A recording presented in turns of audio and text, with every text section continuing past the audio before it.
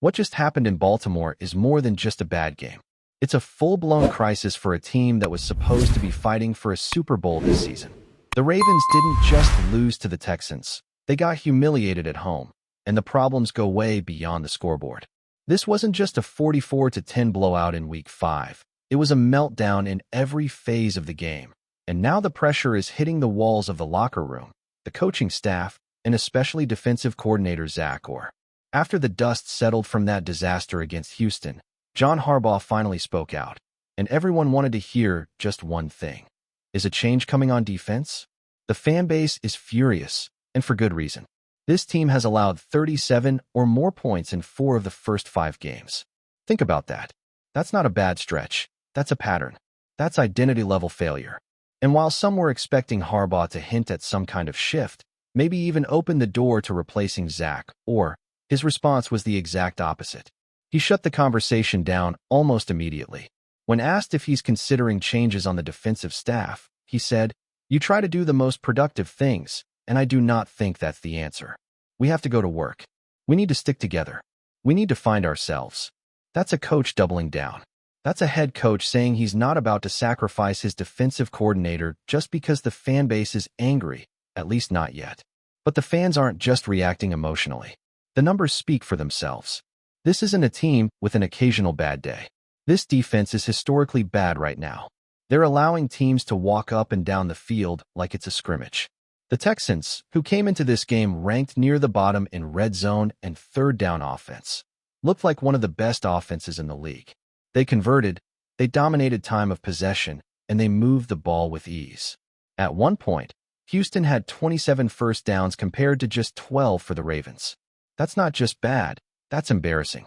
John Harbaugh's comments felt more like coach speak than leadership. "We need to find ourselves" isn't a plan.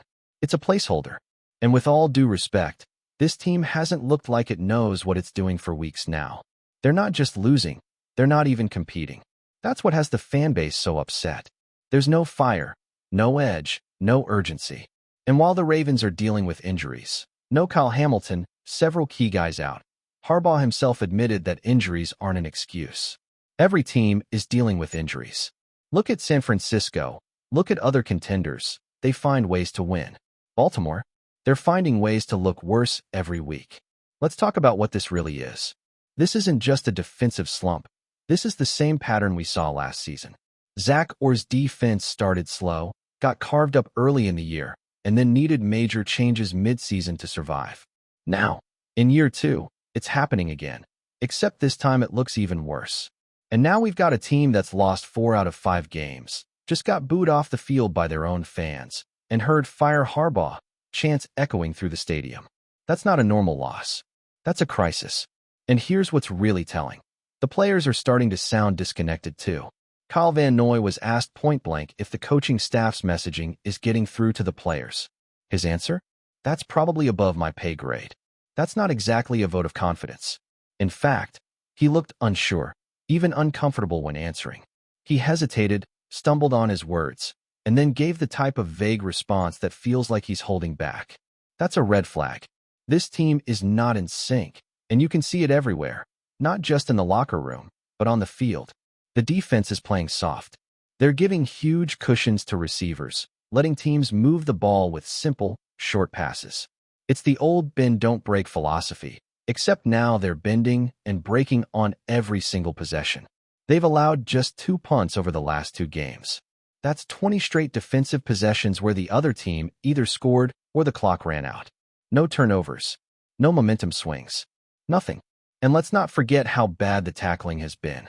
There was one play where C.J. Stroud scrambled outside and picked up 20 yards, untouched. Guys just looked like they didn't want to hit him. Missed tackles, bad angles, soft coverage. That's not Ravens football. That's not what this team has built its identity on for decades. This was once a franchise built on toughness, physicality, and defensive dominance. Right now, they're none of that. They're soft. They're confused. They're passive. It's not just a scheme issue, it's a vibe issue. The body language is awful. The sideline looks dead. You don't see leaders rallying guys together. You don't see the fire. You don't see belief. You see frustration. You see confusion. You see a team that's tired, not just physically, but mentally emotionally, and spiritually. And when that happens, something has to give. You can't keep walking into games with the same problems and hoping they magically fix themselves. What's scary is that this could easily get worse. The Ravens are sitting at 1 win and 4 losses, with the bye week coming up. If they lose to the Rams next week, and right now, that's a real possibility, they could be 1 and 5 going into that break. And at that point, you better believe decisions will be made. Maybe Harbaugh is just saying the right things publicly, trying to protect his guy, waiting for the bye week to make a move. Maybe there's a plan. Or maybe they're really just riding this out, hoping it turns around. But hope is not a strategy. The last time the Ravens fired a coordinator mid-season, it was 2012. They were floundering. The offense wasn't working. They made the bold move to fire their offensive coordinator, promoted Jim Caldwell, and that turned out to be the spark they needed to win a Super Bowl. This team is in a similar spot, but on the defensive side. And with the way things are trending, you can't rule out a major shakeup if things keep spiraling. The part that stings the most. This was supposed to be the year. A Super Bowl roster, on paper. A team with expectations, talent, and a franchise quarterback in his prime. And yet, they look completely lost. From top to bottom. Poor communication. Poor execution. And worse, no identity. No soul. They're not just losing. They're fading. Quietly. Without fight. And that's the hardest thing for fans to watch. While John Harbaugh tried to keep the messaging calm and unified, the voices coming from inside the Ravens locker room are painting a very different picture. We're not just talking about missed tackles or busted coverages anymore. We're talking about serious cracks in the foundation of this team's culture. Veteran players, normally the steady hands in a storm, are starting to sound unsure, and that's a signal that the coaching staff is losing its grip. Kyle Van Noy's interview is the one everyone keeps circling back to because of how uncomfortable it felt. He was asked a pretty straightforward question. Is the coaching staff's messaging not reaching the players? And instead of answering directly, he hesitated, deflected, and said it was probably above his pay grade. He tried to recover by saying the coaching was fine and that it was on the players to execute, but the damage was done. The hesitation, the body language, the uncertainty, it all felt like a guy trying not to say what he really thinks. And that's dangerous. Because when the veterans stop speaking with clarity and confidence, the younger guys feel that. They start to wonder what's going on. They start questioning things. And that's when the locker room starts to splinter.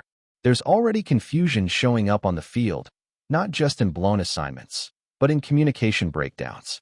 Reports came out after the Texans game suggesting that rookie Malachi Starks might have taken over the green during the game, a responsibility that typically belongs to the on-field defensive leader.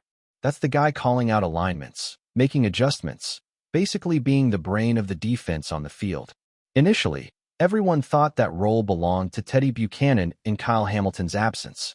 But then Jair Alexander seemed to indicate that Starks was actually the one handling communication.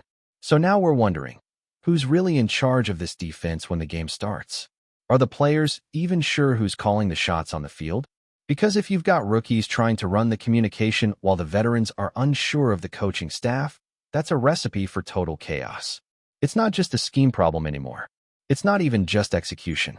It's structure, identity, leadership. And when that's missing, you don't just lose games, you fall apart. And that's exactly what it looked like in Week 5. A team falling apart in front of its home crowd, with veterans looking unsure, rookies being thrust into leadership roles, and a coaching staff that seems to be recycling the same failed plan every week. The bend but don't break philosophy is now just bend and break. The defense doesn't just give up points, it gives up momentum. It gives up energy. It gives up belief. This team has now gone nearly 10 quarters without forcing a turnover against anyone not named the Browns. They have allowed a historic number of points over a 5-game stretch. And the most damning stat? In their last 20 defensive possessions, they've forced just 2 punts. 2. And that includes back-to-back games where the defense forced only 1 punt the entire game. That's not just bad, that's disgraceful. And it's affecting everything. The offense is playing on its heels. Special teams is under pressure to flip the field, only to see penalties ruin it. Even when Jordan Stout has a great punt, like the one that flipped field position in the second half against Houston, it's wiped away by a penalty. And then on the next punt, Stout shanks it for just 35 yards, and all the pressure is right back on the defense. It's a vicious cycle, and the Ravens can't find a way out. You saw it in the body language of guys like Zay Flowers. He had the only big offensive play of the game, a 56-yard gain that set up the Ravens' lone touchdown. And yet he was seen walking toward John Harbaugh on the sideline, clearly frustrated. The sideline shots showed a team that wasn't angry. They looked numb. And that's even worse. Because anger means you still care. Numbness. That means the belief is fading. Let's be honest. This team doesn't look like they're playing for each other. There's no spark, no rallying point, no alpha stepping up and setting the tone. On good teams, you feel the presence of a leader. On bad teams, you feel the absence of one. Right now, the Ravens are missing that fire, and it shows in every snap. There was a moment late in the game when the Texans' rookie wide receiver celebrated a touchdown with the Ray Lewis squirrel dance in Baltimore, in the Ravens' house. And the fans in the stadium didn't even boo it.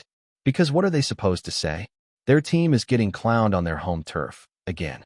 And the worst part? No one on the field seemed to take offense to it. No one stepped up. No one showed any fight.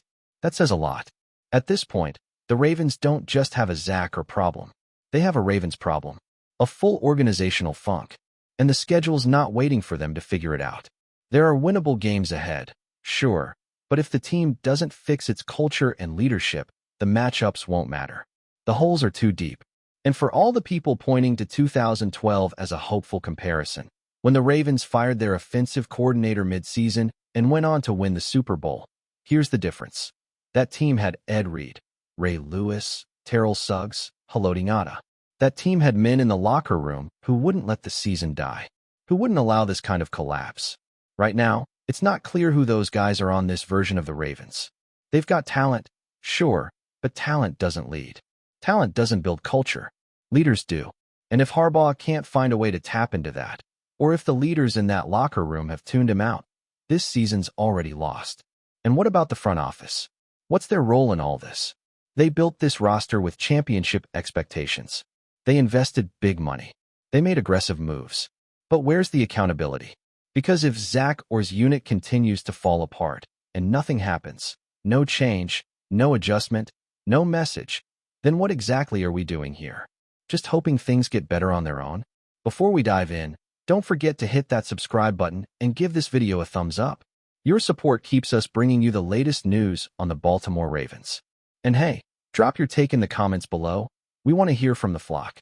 In a shocking turn of events that has left fans and analysts scrambling for explanations, Baltimore Ravens head coach John Harbaugh appeared to lose his composure during a live interview yesterday, sparking a firestorm of speculation about the future of one of the team's key players. The normally composed and strategic coach was seen gesturing wildly, his voice rising as he discussed what many are now calling a jaw-dropping revelation. Harbaugh apparently wants a player off the roster. Sources close to the team, who requested anonymity, described the moment as unprecedented for the usually measured coach. It wasn't just a slip of the tongue, one insider said. Harbaugh seemed genuinely frustrated, almost exasperated, like he'd reached a breaking point with someone on the roster. While the coach didn't name the player directly, the intensity of his outburst has ignited endless speculation across social media and sports networks. Some suggest it could be a star wide receiver, while others speculate it might involve a defensive standout. The timing of the comment, coming in the middle of a crucial stretch of the season, has only amplified the drama.